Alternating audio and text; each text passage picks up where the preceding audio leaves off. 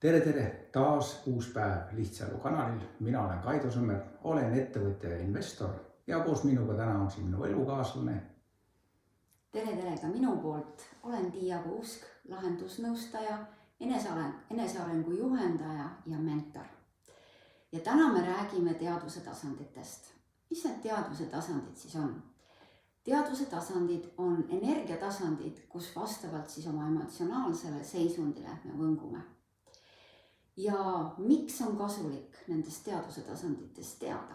Seda sa saad ilmselt siis juba teada, kui sa oled meie video läbi vaadanud ja võib-olla sul on isegi mõned momendid tekkinud.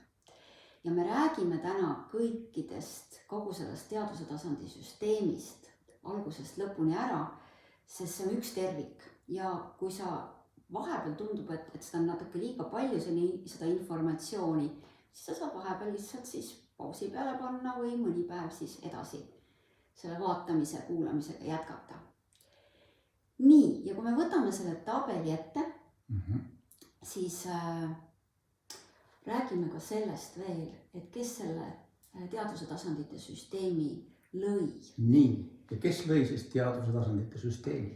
Teadvuse tasandite süsteemi lõi doktor David Hawkins, kes on rahvusvaheliselt tunnustatud arst, teadlane ja spirituaalne õpetaja. Ja ta siis lõi teadvuse tasandite süsteemi, kus on 17 erinevat tasandit. Ning kui me selle tabeli ette võtame, siis esimene tulp ongi numbrid. Kaido, mis need numbrid näitavad? No David Hawkins tuhandete erinevate katsete käigus mõõtis siis ära, millisel skaalal, kui ta pani skaala 0-1000, et mingisugune emotsioon, millisel skaalal ta siis võngub. Ja sealt sai kätte siis mingisuguse numbrilise väärtuse, millega ta siis tähistas selle emotsiooni. Ja vastavalt sellele, milline numbriline väärtus on, tekkiski see niinimetatud hierarhia või siis see astmestus, et näed, allpool on madalama väärtused, on madalama energiaga emotsioonid ja ülevalpool on siis üllamad, paremad, eelistatumad ja kindlasti elu nagu edasi viivamad energiad. Ja mis on siis nagu vajalik teada, et samaaegselt ei ole võimalik olla mitmel erineval tasandil ühes eluvaldkonnas. Et me saame vaadata neid teadvuse tasandeid oma elu kõikide valdkondade suhtes. Ja. Kas või jälle seesama eluratta järgi on seda lihtne vaadata, et millises valdkonnas me parajasti siis millisel teadvuse tasandil oleme. Ja samas see teadvuse tasandis, kuskil ühel tasandil olemine ei tähenda ka see, et nüüd kui täna me oleme selle ühel teadvuse tasandil, et siis me oleme kogu päeva sellel teadvuse tasandil. Vaid see on see vastavalt emotsionaalne seisund, kus me siis võngume ja me võime päeva jooksul võnkuda erinevatel tasanditel. Mis on aga oluline on see, et sa teaksid või teadvustaksid, mida need tasandid sinu elus loovad või läbi mida sa läbi nende tasandite sa oma ellu lood. Ja kui sa tead, mis tasandil sa parajasti oled, sa saad vaadata, et kas see on see, mida ma päriselt tahan või pigem mitte. Ja siis on sul võimalik ise juba muutus sisse tuua. Ja mis veel on oluline? Kui me räägime lihtsast elust ikkagi, siis oluline on aru saada, kus tasandil me oleme. Ja on olemas sellised tasandid, mis siis meid alla tõmbavad ja veel nagu spiraalina tirivad aina sügavamale. Ja siis on olemas teised tasandid, mis hakkavad meid tõstma, mis hakkavad meie energiaid üles viima, millest on meil kergem ja kergem aina ülespool liikuda. Ja vastavalt millisel tasandil sa kõige kauem viibid, vastavalt sellest on ka mõjutatud siis sinu mõttemaailm ja kui läbi mõttemaailma sa teed ka ju oma valikud. Nii et jälle ikkagi, kuidas me oma reaalsust loome, kui teadlikud me sellest oleme. Ja mina isiklikult arvan seda, et mida teadlikum sa oled oma seisunditest, seda lihtsam on tegelikult sinu elu, sest siis sa ka tead, kuidas neid seisundeid muuta. Ja. Aga läheme siis juba asja juurde. Ja, läheme juba tasandit. Võtame siis selle tabeli ette ja hakkame altpoolt ülespoole liikuma. Ja nagu juba me mainisime, siis joone alla, vaata seal tabeli keskel on roheline joon. Ja kõik see, mis jääb sellest rohelisest joonest allapoole, võtab meid ära elujõudu ja nagu Kaido juba ütles, tõmbab ka spiraalina nagu allapoole. Ja kõige alumine, nagu sa näed, on häbitunne. See on siis see, kus inimene tunneb enesehaletsust või üldse haletsust, kus ta tunneb ennast alandatuna, tal on madal enesehinnang ning ta võib hakata ka selles seisundis teisi häbistama. Järgmine on süütunne, kus inimene tunneb siis ohvrimeelsust ja süütunnet. Ja tavapärane on see, kui inimene tunneb ennast süüdi, siis ta võib ka automaatselt hakata teisi süüdistama. Ning ta võib tunda ka enda või teiste suhtes viha, pettumust. Altpoolt 3. tasand on apaatia, kus siis inimene tunneb tihtipeale abitust, lootusetust. Ta tunneb ka meeleheidet. Väga kerge on olukordadele käega lüüa ning alla anda. Ja väga tihti sellest tasandist ei näe isegi väljapääsu. Just. Apaatia ongi nagu tagajärg sellele, et sa enam ei näe mingisugust võimalust väljapääsuks. Ütleme, see on see tasand, kus need inimesed, kes on mõelnud või lausa ka teostanud juba suitsiidi, siis see on see tasand, kus on just nimelt see lootusetus. Ja kuigi ta on altpoolt 3. tasand, siis see ongi selline tasand, kus võibki silme eest lausa mustaks minna mingis olukorras. Ja on selline tunne, kus mitte miski ei aita, mitte miski ei toimi, mitte millelgi ei ole mõtet. Ja see tõmbab sõna otseses mõttes spiraaliga väga-väga jõuga allapoole. Et ma olen ise seda tasandit mingis oma elu hetkel tundnud ja ma mäletangi seda, et see oli väga, kusjuures see oli hästi huvitav, ma teadsin siis juba teaduse tasanditest. Ja ma ei oskagi öelda, kas see anti mulle selleks, see kogemine, et ma saaks nagu teadlikuks sellest tasandist, sest ma polnud seda varem kogenud. Ja tõepoolest see on selline tunne, et kõik see, mida sa tead, see nagu ununeb ära või see ei tule meelde või see kontakt selle teadmisega ja nende kogemustega, mis sul elus juba on, mis nagu aitaks, see kontakt on nagu täiesti ära lõigatud. Nii et see apaatia tasand on üks selline, kuidas ma ütlengi? Ta on selline trikitasand, kus kohagas on nagu raske aru saada, mis sinuga toimub. Just. Et inimesed, kes on langenud sinna apaatia tasanditesse, neil on väga raske sealt välja tulla. Nad ei näe seda võimalust isegi. Ehk see võimalus on neilt nagu ära võetud. Ja selleks on tarvis teisi inimesi, kes aitaksid sealt sellest välja, et sa näeksid neid teisi võimalusi, et sa näeksid üldse võimalust liikuda ülesse poole.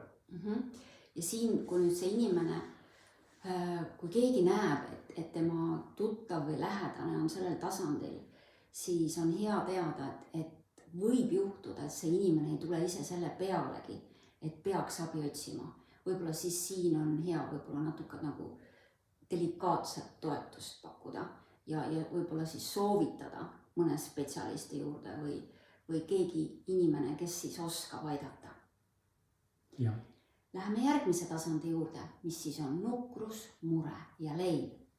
Ja selles tasandis inimene kogeb siis kurbust, kahetsust, depressiivsust. Ta tunneb, et sellist rusutust ja maailma nägemine on pigem sellistes tumedates toonides, sellised nagu traagilistes nootides.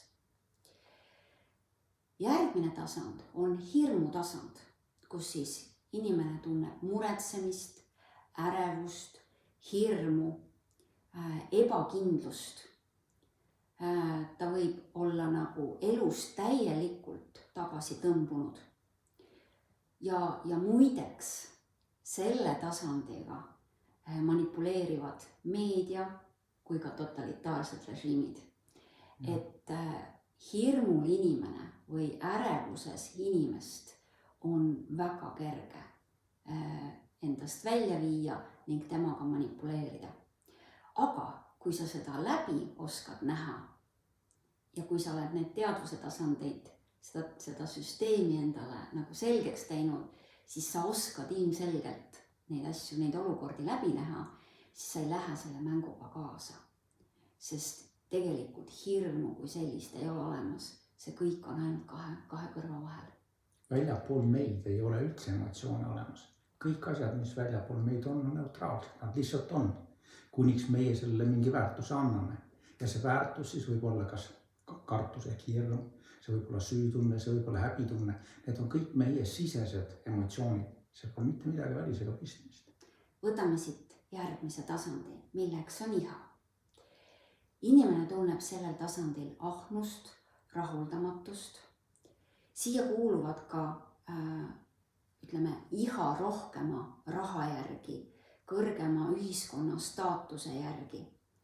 Selle tasandiga manipuleerivad muideks reklaamid, mis rõhuvad just inimeste puudujääkide peale. Nagu tekitatakse nagu kunstlikult selline puudujääk või et vajadus millegi rohkema järgi, et midagi rohkemat tarbida või midagi spetsiaalset tarbida, et vot see asi on sul puudu. Ja see läbi selle iha tasandi on just, käib see peenmäng. Ja staatus, ehk siis soov olla ilusam, ehk siis veel parem välja näha. Noorem välja näha. Edukam olla. Just. Ja kusjuures pane tähele, et hakka jälgima seda iha tasandit, see on ka selline natuke trikitav tasand. Iha on täitmatu. Sa võid ükskõik kui palju kõike endale lubada, kui sa oled selle tasandi seisundis või kui sind juhib iha.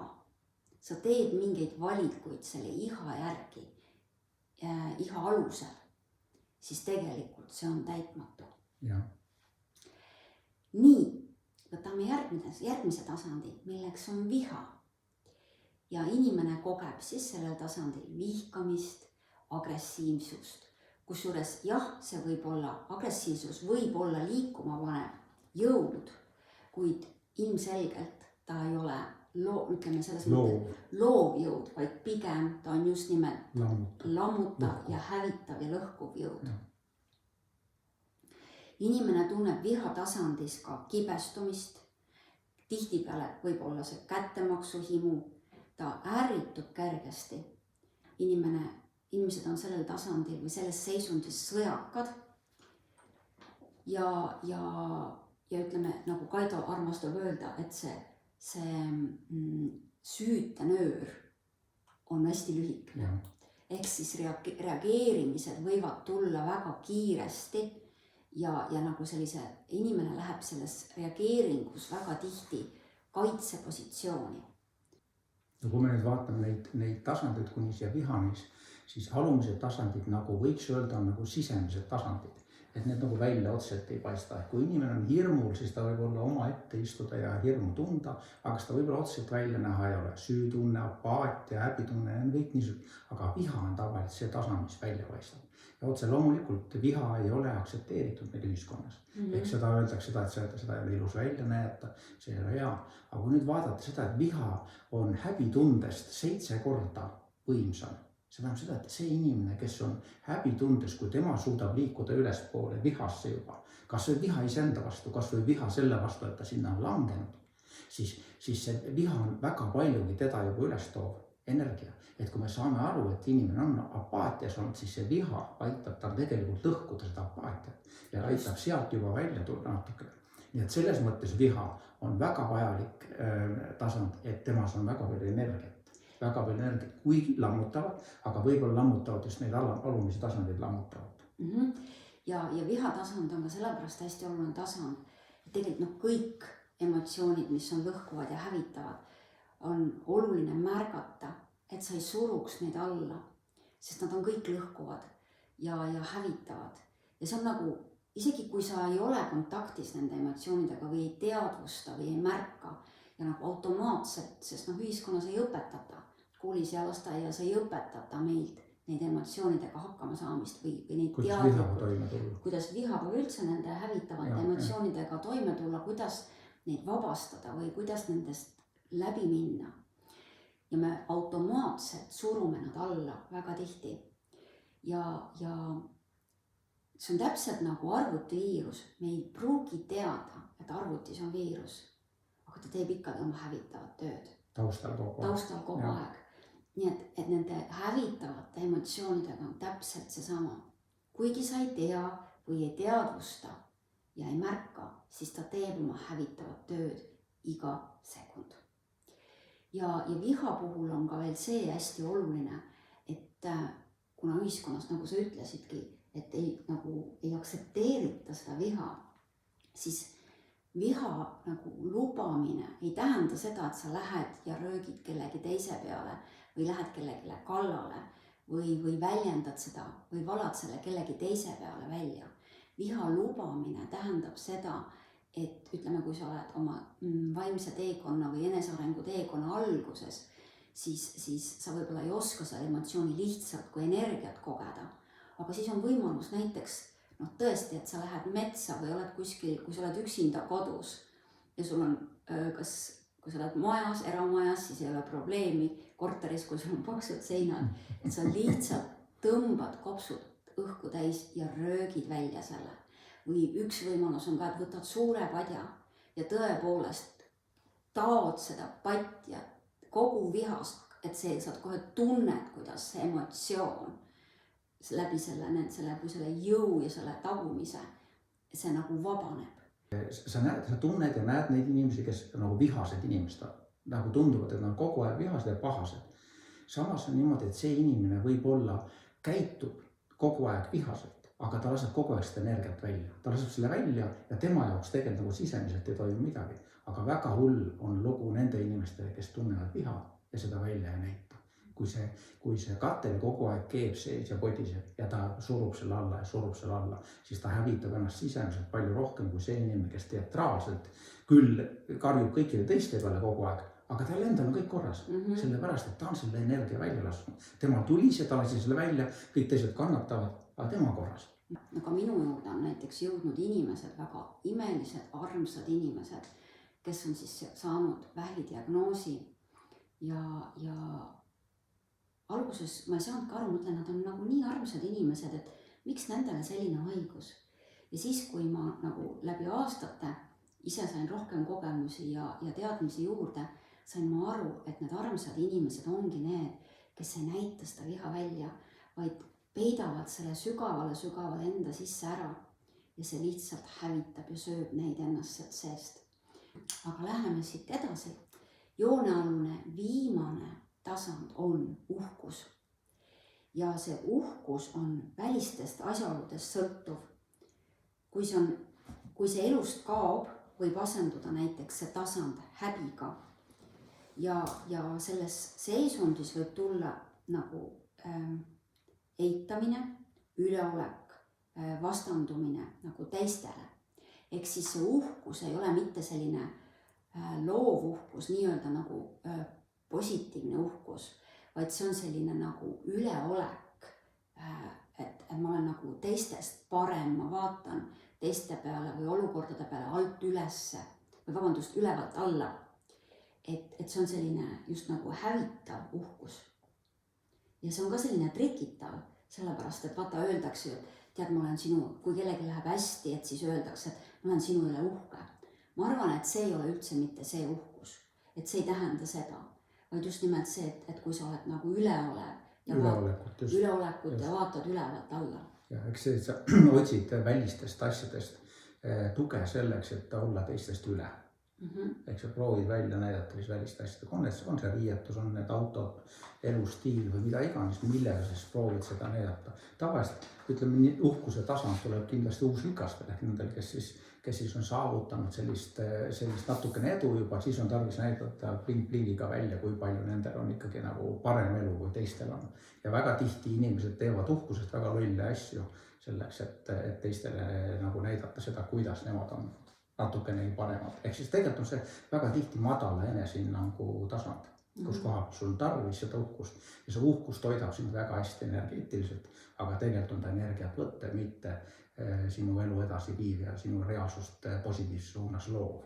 Just, ja kui need välised tingimused ära võetakse, siis võib kõik kokku kukkuda. Just. Ja inimene võib täiesti sinna põhja, kuhugi nagu nii-öelda sinna põhja langeda. See väga tihti toetubki nendele kõige madalamatele süütunde, häbitunde tasanditele üldsegi. Et selleks, et sealt välja ronida, on seda uhkust tarvis. Mõnikord see tõesti aitab, sellepärast, et aitab sind sealt ülespoole sikutada, ehk siis tõmmata sind sealt nendest madalatest tasanditest välja.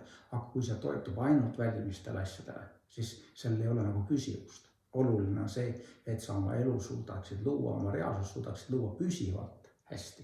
Ja mitte hävitavate, sind hävitavate või sinu elu hävitavate seisundite kaudu, vaid just need, mis loovad, mis tõstavad sind. Kui sa oled seal joonealuses tasandis, siis tegelikult puudub sul kontakt nende teadmiste ja kogemustega, mis aitaks sul tegelikult nagu, mis aitavad sul näha seda lahendust. Sellepärast, et sa oled nii madalas seisundis, et see on nagu läbi lõigatud. See kontakt nende kuidas ma ütlen, nagu väljapääsuga või nende just nimelt loovate lahendustega. Just. Ja just nende lahendustega, mis juba olemas on. Et sa lihtsalt ei pruugi märgata neid. Et sealt nii madalas vaata, sa rääkis sellest lauaalusest. Just, see on väga hea näide. Et näiteks vaata oma toas korra ringi, kas sul on näiteks mõni madal laud. Söögilaud. Söögilaud. Ja mine korraks sinna laua alla. Viska kas või põrandale pikali näiteks. Ja vaata, kas sa näed laua peale. Kas sa näed neid asju, neid võimalusi, mis on niinimetatud laua peal, need joone peal? Just, et kas sa näed, mis kas mingid esemed või asjad on sul seal laua peal. Ütleme, kui need esemed asjad oleks nagu piltlikult öeldes lahendused. Kas sa näed neid? Sa tegelikult ei näe. Et sa oledki nagu seal laua all ja sa ei näe. Sul ei ole nagu ligipääsu nendele ülemistele tasanditele, olles ise väga madalal. Ja siis sul tundubki niimoodi, et aga neid ei olegi olemas. Tegelikult on nad täiesti olemas, on nad lihtsalt seal laua peal ja sina ei ole ennast nagu silmadega sealt üle laua serva tervitan niimoodi, et sa näeksid seda, mis võimalused seal laual tegelikult on, mis võimalused sinu elus tegelikult on. Joonealusel tasandil viibimisel on ka üks suur plusspool. Nimelt, kui sa oled teadlik ja märkad, et näiteks, et sa oled seal süütunde tasandil ja teadvustad, ahaa, ma olen praegu siin süütunde tasandil. Mis siin tegelikult? Ma tunnen süütunnet. Mis siin päriselt on? Mis paneb mind süüdi tundma? Ehk siis antud juhul, kui sa oled selles süütunde tasandil teadlikult, siis see süütunne on aktiivne sinu rakumälus. Ja sul on väga kerge ligipääs nagu sellele emotsioonile kui ka sellele energiale. Ja väga lihtne on see siis vabastada. Nii et kui keegi ajab sind, ütleme, närvi või paneb sind süütunnet või viha või mis iganes seda joonealust emotsiooni tundma, siis tegelikult see inimene või olukord teeb sulle suure kingituse, sest ta aktiveerib sinu rakumälus just selle, millest sa võib-olla ei pruugi üldse teadlik olla. Aga kui see on aktiivne, siis on võimalik seda väga kergelt, seda märgates vabaks anda.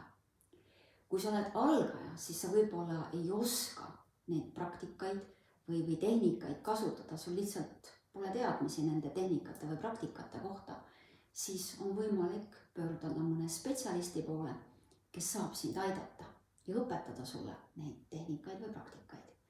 Ja kui sa neid igapäevaselt kasutad, siis aina vähem ja vähem kukud sa sinna joone alla. Ja kui kukud, siis tegelikult ei ole see halb, kui sa teed seda teadlikult. Või kui sa oled nagu teadlik, et ahah, nüüd mingi reaktsioon viis mind sinna joone alla. Mingi olukord või kellegi inimese käitumine või kellegi inimese sõna viisid mind sinna joone alla.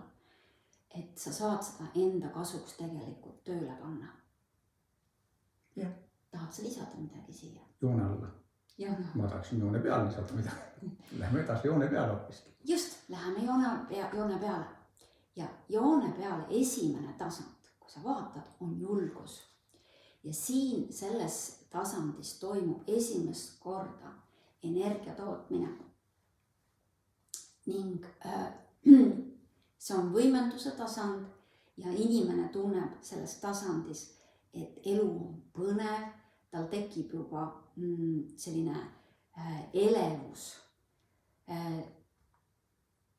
selline nagu nagu selline ärgitus juba nagu tegutsema või lahendusi otsima ja ollakse valmis proovima uusi asju ja tullakse paremini toime elu väljakutsetega. Ja kui sa vaatad, et see julgus on nagu esimene joonepealne tasand, siis kuidas nagu sealt joone alt ka kõige kiiremini nii-öelda joone peale saada, siis ongi tihtipeale lahenduseks see, kui sa oled seal, ütleme, seal täiesti kuskil häbitundes ja sa oled seal pikalt kuskil olnud ja sa ei leia nagu justkui väljapääsu ja sa ei saagi aru, et noh, mismoodi ma siis joone peale saan või sellest kehvast olemisest välja saan, siis esimene, mida sa võiksid meeles hoida, on see, et tee üks julgustav tegu, tee üks julge tegu.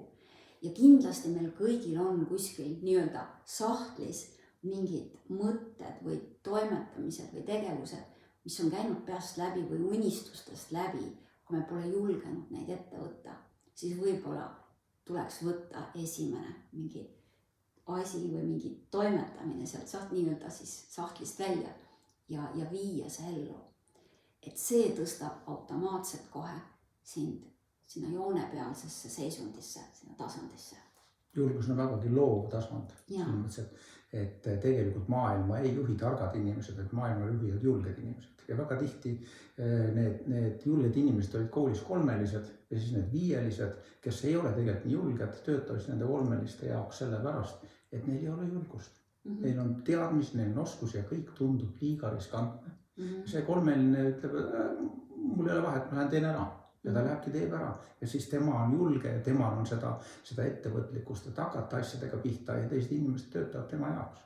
Nii et maailma juhivad tegelikult meil julged. Kui sina tahad astuda elus edasi suuremate sammudega, siis julgus on see. Ja julgus ei ole mitte midagi sellist, et julged inimesed ei kardaks. Ei, nad kardavad sammu. Ainuke erinevus on see, et nad olenemata sellest hirmutundest on suutelised selles hetkes ka nagu sammusi ette võtma. Teine inimene kangestub, peatub ja pigem põgeneb, kui tal tekib nagu hirm. Ja siis leiab mingid vabandused. Just.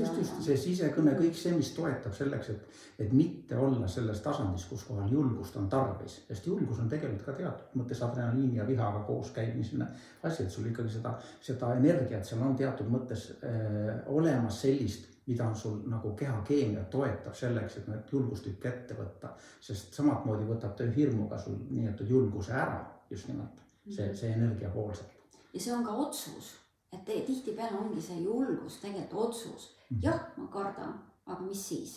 Ma proovin ja vaatan, mis välja kukub. Ja see on harjutamise asi. See on harjutamise asi. Ega julgus ei tule kuskilt niimoodi, et nüüd ma täna olen julge. Ei, sa pead teda järjepidevalt niinimetatud hirmuseisundites või nendes seisundis, kus sa kardad midagi ette võtta, sa pead nendest lihtsalt teadlikult läbi minema, nii kaua, kuni sa harjud sellega ära, et olenemata sellest mul on hirm, mul on ka olemas see julgus, et asju ette võtta.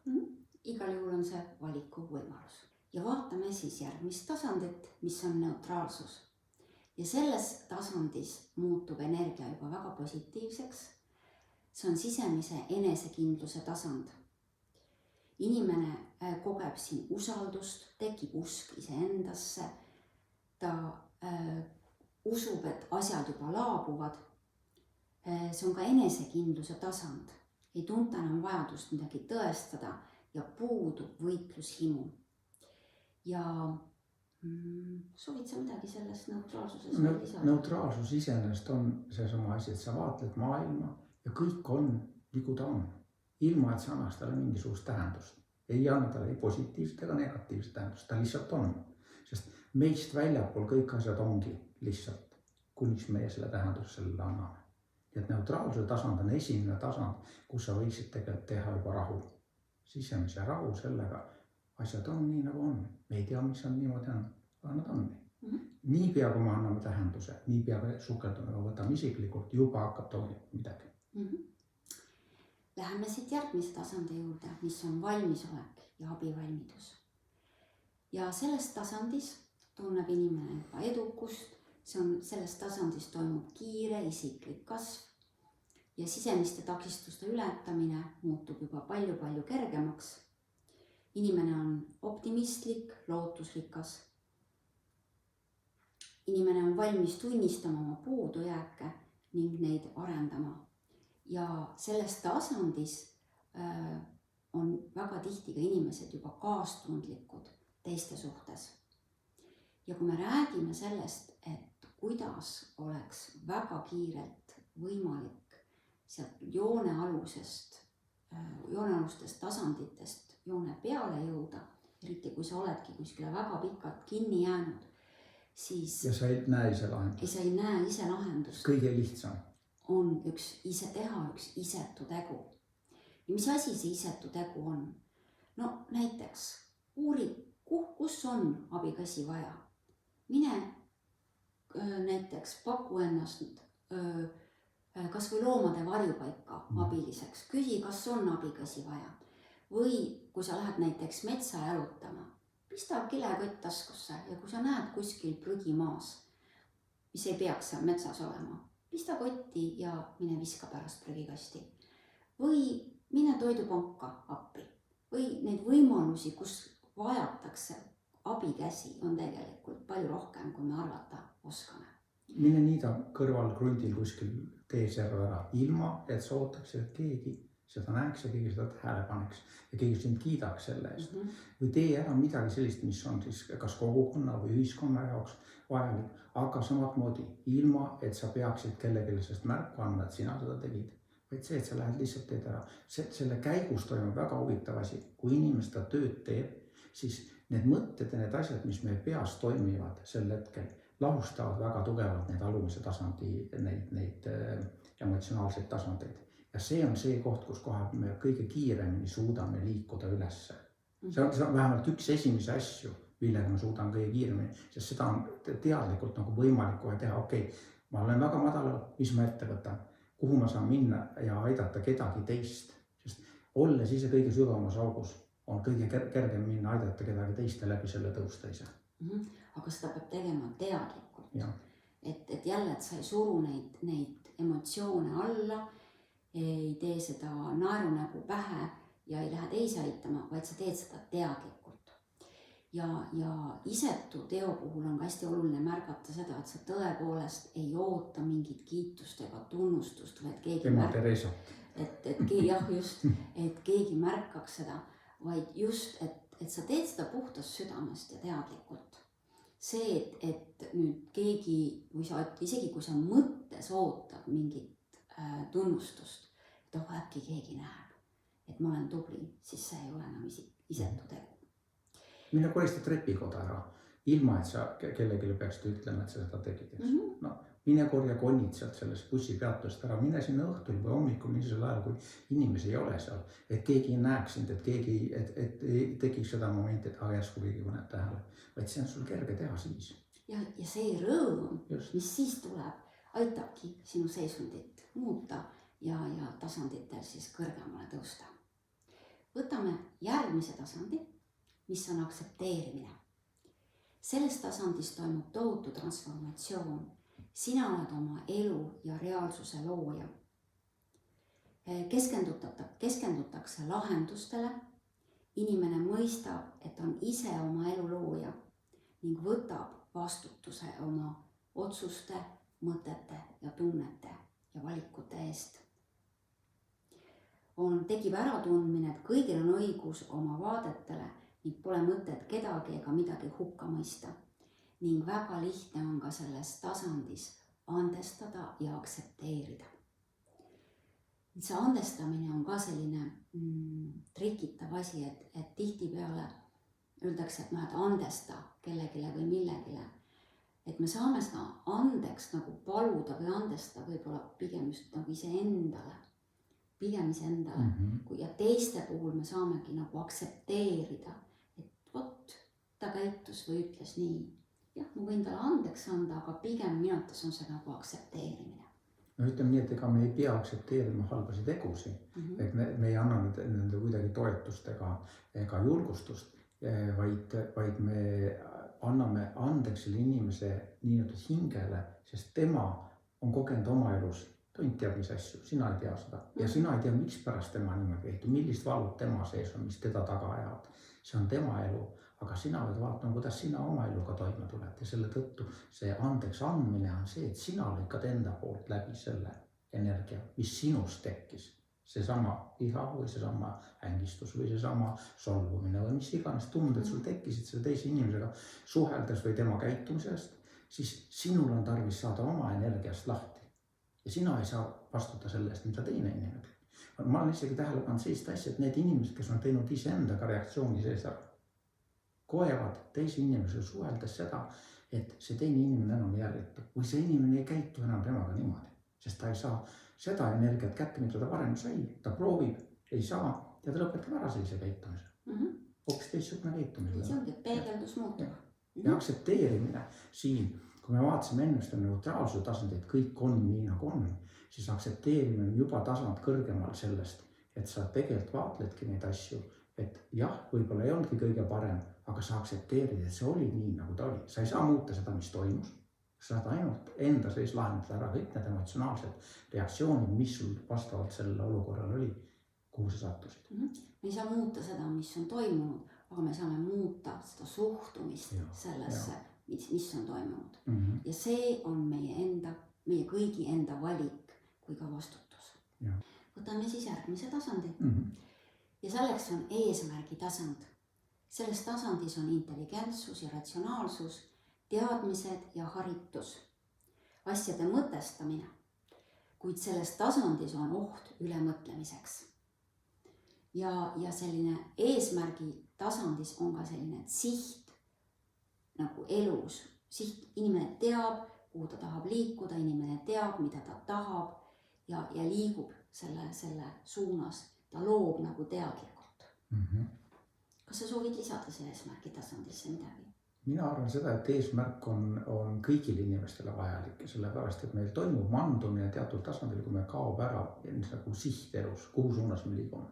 See siht ei tähenda seda, et me peaksime väga kõrgetele tasanditele pürgima, vaid see, et meil on kindel mõte, miks me hommikul üles tõuseme, mida me tahame teha ja kuhu suunas me tahaksime liikuda kui inimene. Ehk milline on meie areng, milline inimene ma tahaksin olla aasta pärast või 2 või 3 või 5 aasta pärast. Ja see on see eesmärk, kuhu me tahaksime liikuda. Ja eesmärk võib-olla ka ei ole nii väga materiaalne, vaid võiks vaadata eesmärki kui emotsionaalselt. Kuidas ma tahan ennast tunda 3 aasta pärast. Milline see emotsionaalne tasand, kuidas ma tahan ennast tunda, kui palju minust peaks olema armastust, kui palju minust peaks olema rahulolu, millised on need emotsioonid, mida ma kogeda tahan. Ja need võiks olla eesmärgid, kuhu suunas liikuda. Võib-olla tänane kas rahutus või selline ärevus või sellised emotsioonid, mis täna meil näiteks võivad olla valdavad, et võib-olla eesmärk liikuda nendest välja. Võib ka väga hea eesmärk olla. Ja see paneb siin mõtlema, mida ma peaksin igapäevaselt tegema selleks, et liikuda nende rahu ja selle mõnusa äraolemise lihtsa elu poole. Minu selline lemmikküsimus, mida ma väga tihti kasutan, ongi, mida on vaja selleks, et ja siis ongi see, et mida on vaja selleks, et näiteks ma kogeksin kas seda emotsiooni või tunnet või seisundit või mis iganes siis on see minu eesmärk. Aga võtame siis järgmise tasandi, milleks on armastuse tasand. Ja siin on mõeldud tingimusteta armastuse tasandit, mis lahustab siis kõik negatiivsuse. Selles tasandis on eesmärgi puhtus, toimitakse südame tasandilt, inimene kogeb tõelist õnnetunnet ja on aktiivne intuitiivsus. Puudub vajadus kontrollida, omada ja hinnanguid anda. See on armastus, mis on muutumatu ja püsiv kõige suhtes, mis maailmas on. Tekib ühtsustunne kõigi olemasolevaga. Soovid sa lisada midagi siin? jah, selles mõttes seda on raske mõista seda tingimusteta armastust. Meilt ikkagi kipub olema see väikene tingimus selle juures, et ma armastan sind siis, kui sina teed teatud moel või käitud teatud moel või oled teatud moel. Aga kus koha peal meie selline tingimusteta armastus tihti nagu välja lööb, on näiteks lemmikloomadega. Kus koha peal oleme sellest pisikesest sigadusest või suuremast sigadusest, mida ta korda saadab, oled sa ikkagi valmis teda armastama, sest tema on sinu kaaslane. Ma tihti näen ka paari suhtes seda, et paari suhtes seda armastust ei ole, sellepärast, et sul on tingimus oma kaaslasele ikkagi, aga seda väikest looma armastad sa niimoodi tingimusteta, et tema võib niste pisikeste sigadustega hakkama saada. Aga armastus tingimusteta, kõige olulisem, keda armastavad tingimusteta, peaks olema sina ise. Just. Kui palju sina sead endale tingimusi, kui suure piitsaga või kaikaga sa ise ennast taga ajad selleks, et mis on tarvis selleks, et sa armastaksid ise ennast, ilma et selles oleks mingit tingimust. Ilma et sa peaksid 10 kilo alla võtma või ilma et sa peaksid seal midagi tegema või teistmoodi käituma. Kuidas sa saaksid armastada ennast sellisena, nagu sa oled praegu.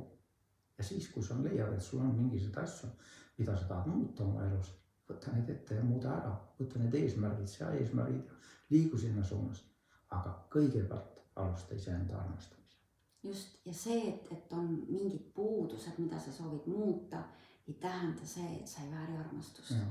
Armastus on juba sinu sünnihetkel, sellest hetkest peale, kui sa siia ilma sündisid, sinu sünniõigus ja kui nii võib öelda, ja me kõik oleme sündinud siia juba täiuslikena, erakordsetena ja armastusväärsetena, kui nii võib öelda.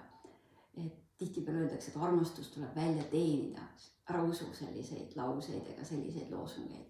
Armastus on juba täna siin, juba selles kohas, et võta see lihtsalt vastu enda suhtes.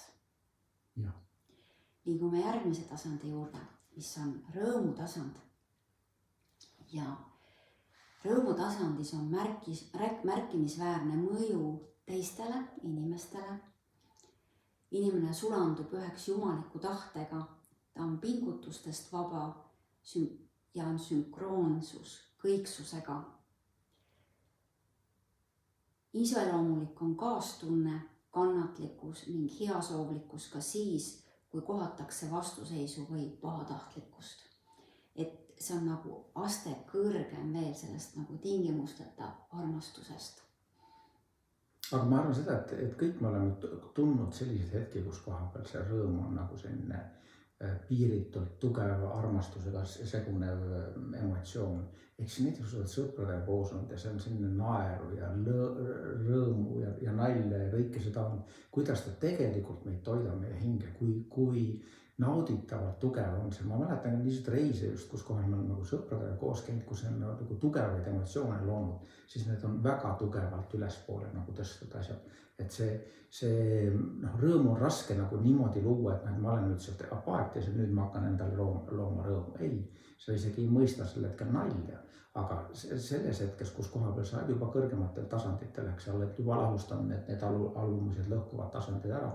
Ja siis on väga kerge tajuda seda, et nüüd ma olin sellises rõõmutasandis, et see on nagu super. Et väga tugev energiatasand ja väga mõnus tasand minu meelest. Rõõmutasandis minu arvates inimene kogeb ka sellist puhas, siirast, võimsat tänutunnet. Et see on selline tänutunne, kus sa läheksid ja kallistaksid kõiki vastu tulevaid puid ja põõsaid, et see on selline nagu ülevoolav, et see ei mahu sinu sisse ära. Ja. Et ma olen seda korduvalt ja korduvalt kogenud sellist tänutunnet ja minu arvates see on sama, mis on see nagu selle rõõmutasandi, selline siiras, puhas rõõm. Minu meelest ka väga tugev energiatasand, väga mõnus tasand. Ja, aga läheme siit jälle edasi järgmise tasandiga, milleks on rahutasand. Ja siin tasandis on nüüd siis jumalikkuse teadvus ja suur panus maailma muutmisesse. Kogetakse õndsust ja sellesse tasandisse jõuavad nüüd tõesti, kuidas ma ütlen, väga vähesed inimesed. selles tasandis jõuavad väga paljud inimesed, aga et selles tasandis püsivalt võnkuda, vaat see on teema. See, et meie ümber toimuvad asjad ei viiks ära meilt meie rahu. Seda sügavat, tõsist rahu selles mõttes, et sind ei kõiguta asjad. Selles tasandis nagu tavamaailm, ütleme tavaelus on hästi-hästi keeruline olla ja tavapäraselt selle tasand, need inimesed, kes kogevad seda tasandit pikaajaliselt, on eraldunud tavaelust. Nad on kas siis lähevadki mediteerima või vaikusesse või kuidagi eralduvad siis sellest ühiskonnast. Nagu öeldaksegi, et minnakse Indiasse kuhugi koopasse ja või minnakse kuskile, eraldatakse, ollaksegi iseendaga. Aga ma arvan, et see ei ole oluline, sest et kui sa nagu ka tavapäraselt, tavaelus, kas või mingiks lühikeseks perioodiks koged seda tasandit, on juba väga-väga hästi. Näiteks mina suudan väga tihti selles tasandis olla, selles rahutasandis. Aga otse loomulikult väljapool toimuvad asjad kipuvad meid natukene kõigutama siia-sinna poole, et ma ei saa öelda, et ma oleksin nüüd 90% rahus, et võib-olla seal on seda aega ikkagi rohkem, mis kõigutab mind kuhugile väljapool. Erinevad emotsioone, mis võivad kuskil ka päästikutena või niiste automaatsete reaktsioonidel toimida. Aga üldiselt ma suudan olla väga heas rahutasandis. Ehk selline keskmine, mõnus, hea, nauditav, lihtsalt olemise tasand. Super. Ja siit järgmine, ehk siis kõige esimene või kõige kõrgem tasand doktor Hopkinsi süsteemis on valgustatus. Ja sellesse tasandisse siis tema arvates on jõudnud siis Buddha, Krishna, Jeesus Kristus.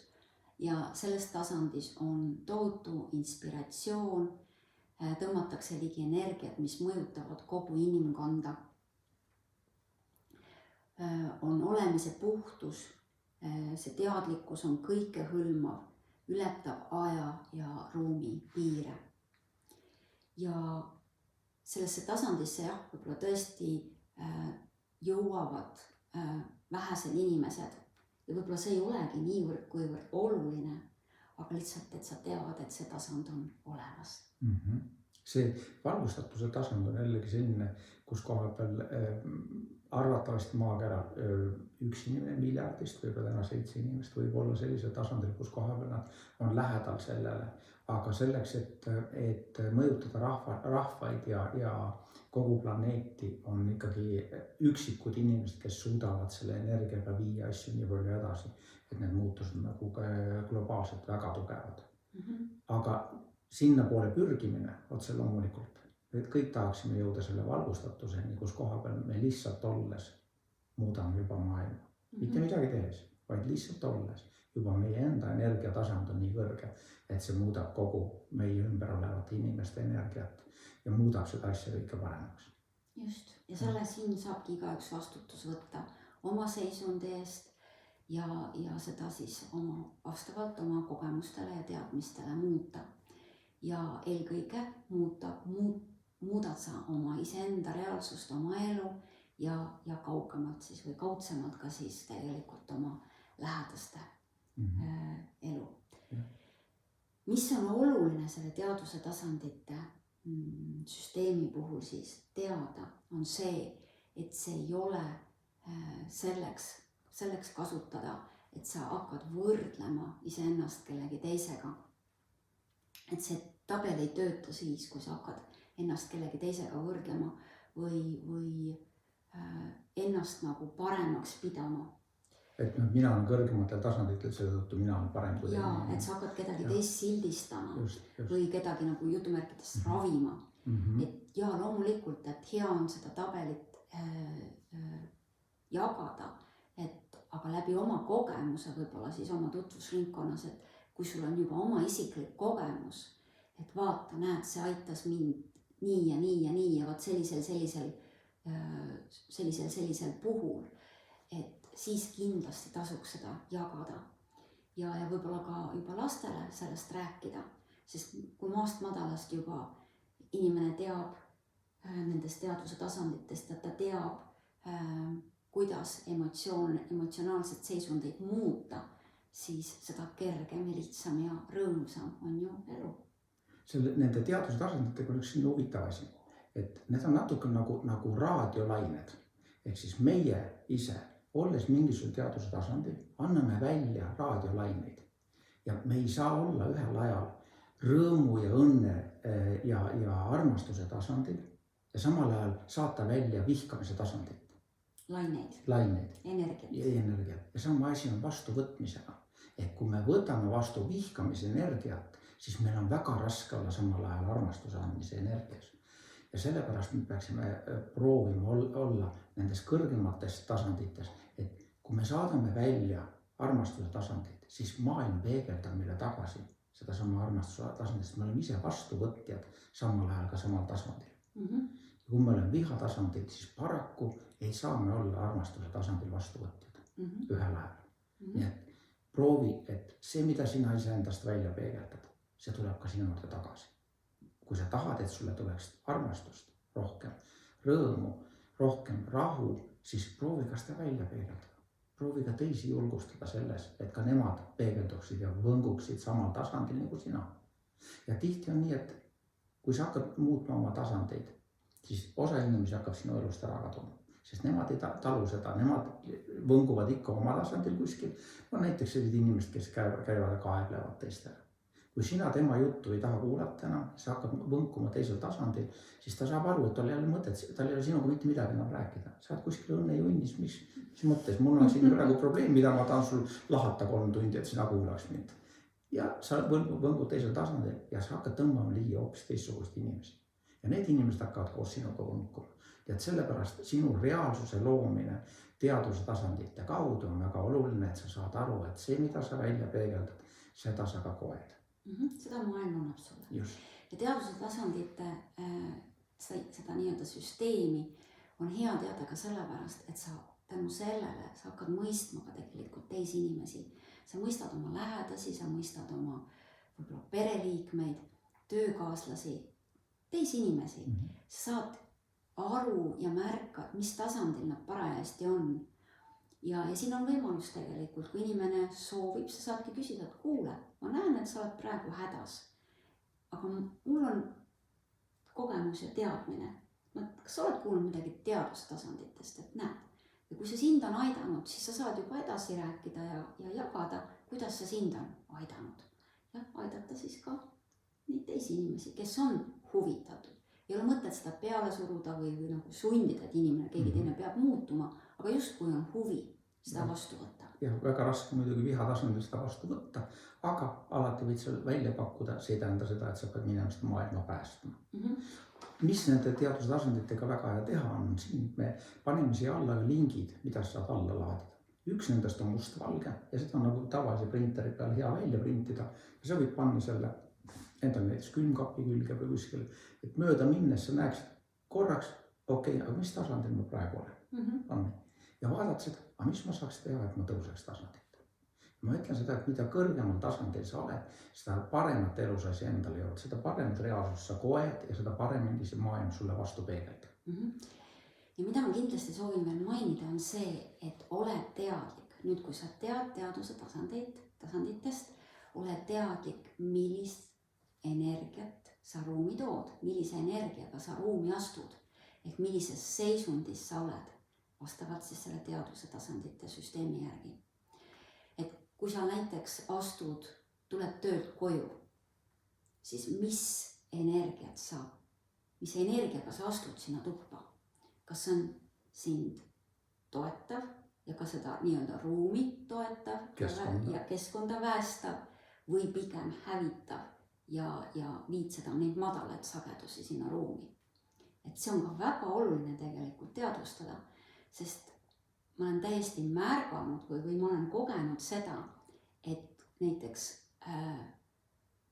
on laps, ütleme, et on üks vanem kodus lastega ja tuleb teine vanem töölt ja ta tuleb paha tujuga, siis laste käitumine täiesti muutub. Lapsed on puhtad ja nad peegeldavad väga tihti vanemate seisundit. Nii et kui laps hakkab mingil põhjusel äkitselt jonnima või muutub kiuslikuks, siis teadlik vanem tegelikult ei lähe mitte last karistama, vaid kõigepealt vaatab endale otsa, enda sisse ja küsib, et oot, kas ta võib peegeldada tegelikult minu seisundit, mis seisundis ma päriselt praegu olen. See võib olla muideks väga üllatav, see tulemus või see vastus, mida sa saad. Ja kui sa hakkad nagu juba sellistes kohtades teadlikult neid teaduse tasandeid kasutama, siis võib ka su pereelu palju kergemaks ja lihtsamaks muutuda ja suhted palju kergemaks ja lihtsamaks ja rõõmsamaks muutuda. Su reaalsus muutub palju lihtsamaks ja kergemaks ja rõõmsamaks. Nii et ole teadlik, millise sageduse, millise energia sa ruumi viid. Aga kui me vaatame seda kogu päeva 24 tundi, siis me alustame tavaliselt magamisega, sellel on mingisugune kindel tasand, selle teaduse tasand. See sõltub sellest, millise teaduse tasandiga me magama lähme. Nüüd kui me ärkame, see sõltub sellest, kas me ärkasime hea tujuga või halva tujuga, aga see väga tihti sõltus, millise nii-öelda teaduse tasandiga me magama läksime, millist unenägu me genereerisime enda selleks ööseks ja mis siis on selle tagajärg, kuidas me ärkasime, on meil hea tuju, on meil halb tuju. Sealt tasand võib tõusta, sealt tasand võib langeda. Nüüd me hommikul valmistame ennast ette, võib-olla jäime natuke hiljaks, juba tõmbame tasandit allapoole ja siis me kiirustame, see tekitab lisastressi, tasand jällegi langeb. Ja selle asemel peaksime vaatama, et okei, mis on need tegevused, kuidas ma saaksin keskelt läbi. Et kui me vaatame seda, et see tasandid liiguvad mingitel tasandil, siis keskmine on see, mida on nagu läbi 24 tunni koeme, on see teaduse tasand, kus me eest nagu pidevalt viibime. Mida siis teha selleks, et need teaduse tasandid tuleks teadlikult kõrgemad? Esimene see õhtul. Mida võiks teha õhtul näiteks? No, mis on nagu see õhturutiin, et vaatadki kogu oma päeva läbi, mis on möödunud ja väga paljudel inimestel on selline tänulikkuse rutiin õhtul, et nad leiavad vähemalt näiteks 5-10 olukorda. 5-10 minutit, et jagada seda, mis on nende päevas olnud sellist, mis on nagu märkimisväärne. Ja see märkimisväärne ei tähenda alati seda suurt. Kas või näiteks selline asi, et täna sadas vihma, päike tuli välja. Et ei pea olema mingid sellised... Ei, aga mõtlengi märkimisväärne sellepärast, et näe ka väikseid asju. Just. Näe neid positiivseid väikseid asju. Pisi asju, tegelikult tunda rõõmuga pisi asjadest. Ja seda, et vihm hakkas sadama, ei tähenda, et midagi halvasti. Võib-olla oli väga ilus, rohi sai jälle ilusti kastestatud ja juba loodusel on palju parem ja kergem olla. Ehk siis tänulikkuse rutiin, et see juba tõstab sagedust, tõstab juba nii-öelda seda tasanditel sind kõrgemale. Kui sa lähed selle tasandi pealt magama, siis see arvatavasti loob sulle palju parema tasandi kogu selleks 8 tunniks, mida sa arvatavasti magad, loodetavasti. Ja mis võib juhtuda veel, et näiteks inimene teab, et järgmisel päeval on kas mingi selline oluline koosolek või mingi asi, mis võib-olla just paneb teda tundma võib-olla ärevust või hirmu või ebakindlust või tuleb näiteks ongi mingid läbirääkimised, et tulebki mingit olukorda lahendada, et siis ka selle puhul on võimalik tegelikult ette juba teha. Selline nagu, kuidas ma ütlen, nagu ette mängida ära see ja võib-olla siis just vaadata, milliseid selliseid ressursse sa vajaksid, et see olukord, kas siis on see koosolek või läbirääkimine, mis iganes, mis võib-olla natukene sinus tekitab pinget, et kuidas see nagu paremini siis läbi viia või kuidas ta paremini kulgeks. Ja vaadata võib-olla, mis need ressursid on. Ja võib-olla piisabki ka lihtsalt sellest, et mõelda, et okei, las lähevad asjad nii nagu lähevad, et saan nad kõik vabaks. Ma usaldan elu ja juhtub parim, sest ma otsustan, et minuga juhtub alati parim. Et kui ma olen siis see raadiosaatja, siis ma rõõmu tasandil saadan välja rõõmu ja arvatavasti ma koen aina rohkem ja rohkem ka rõõmu tagasi. Ehk siis ma olen samal lainepikkusega vastuvõtja.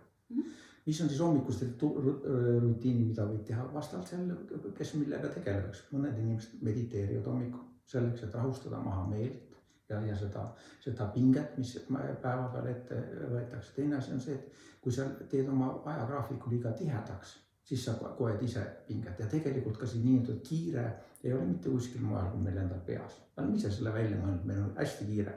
Kui me võtame rahulikult, teeme õiges järjekorras õigeid asju, siis meil kiiret ei ole. tantsi hommikul. Just, see sõltub sellest, kellel milline tegevuseks. Kes tahab tantsida, kes teeb mingi rituaali, kell on mingisugune mediteerimine, kes loeb midagi, et mis on need asjad, mida sa tahaksid teha hommikul selleks, et oma päeva nagu paremaks teha. Et juba sagedust tõsta, et olla seal kõrgemal tasandil. Ja kuidas siis läbi päeva meelde tuletada endale seda, et millisel teaduse tasandil ma praegu olen. Kas sa tahad panna näiteks mobiili endale, et 3 korda päevas tuleb sul meelde tuletaja selle kohta, millisel teaduse tasandil ma praegu olen. Ja sealt saad koheselt märgata, siis väga oluline etapp on tulla selles hetke ja mõelda, mis siin on. Ja kellel ei ole nagu sellist rutiini, et panna mingeid meeldetuletajaid mobiili, sa võid lihtsalt selle tabeli välja printida nii värvilisena kui mustvalgena ja panna siis nii koju selle kuskile, kas külmkapi peale, seina peale, kui ka töö juurde, nii et ta on sul silma all. Ja siis on hea tõesti niimoodi kas või silmadega korraks üle lasta vaadata, et nüüd ma olen praegu selle tasandi peal. Ja samas nüüd on ka olemas siin meie nõuanded ja väga-väga loodan, et need aitasid ja võib-olla aitavad ka tulevikus, kui sa peaksid kukkuma sinna joone alla. Nii et selle korra teemaks oli siis teaduse tasandid, mida sina saaksid nendega teha, kuidas sina saaksid oma reaalsust paremini luua, olla parem antenn vastu võtmaks maailmast neid laineid, mida sa sinna saadad ja kuidas siis parandada oma enda sisemist olemist ja tõusta nende teaduse tasanditel selleks, et luua paremat ja lihtsamat elu. Ja kui sul on juba kogemus seoses nende teaduse tasanditega ja mingeid aha-momente või kogemusi just, mida oleks hea ka teistega jagada, siis julgustan seda tegema, et see on kindlasti huvitav ja põnev meile, kui ka kindlasti abistav siis juba teistele. Nii et juba ette suured tänud, kes on valmis jagama. Ja kui sa ei ole veel meie YouTube'i kanalit tellinud, siis telli see, vaata ka meie Facebooki lehele, pane ka sinna like. Ja kui sa arvad, et sul jäid mõned asjad segaseks, sa tahaks esitada küsimus, siis palun kirjuta siia alla kommentaaridesse. Me proovime vastata kõikidele küsimustele. Ja järgmine kord me räägime reaalsuse loomisest ja reaalsuse loomise tasandid 4 ja 5, kuidas sina saaksid luua endale lihtsamat ja mõnusamat elu. Selles ole kõik. Täna sind ja näeme juba järgmises videos. Suured tänud, kõike imelist, kuulmiseni nägemiseni järgmisel korral. Kõik head sulle.